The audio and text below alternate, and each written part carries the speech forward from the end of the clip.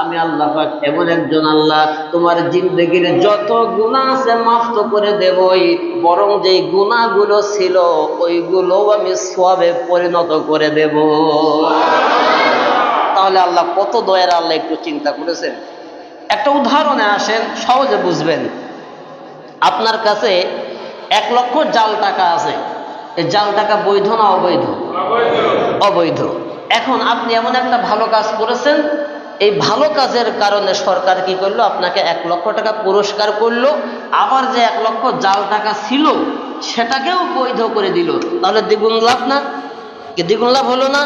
ঠিক এই রকম ভাবে আল্লাহ পাক রব্বুল আলামিন জানিয়েছে, বান্দারে যদি তওবা করে আমার কাছে ফিরে আসতে পারো আর ভালো আমল করতে পারো, ভালো কাজ করতে পারো, ও বান্দা শুনে রাখো, আমি এমন একজন দয়ার আল্লাহ, এই ভালো কাজের বিনিময়ে তোমাকে তো সওয়াব দান করবই, আবার তোমার আমল নামায় যে গুনাহগুলো ছিল ওইগুলোও সওয়াবে পরিণত করে দেব।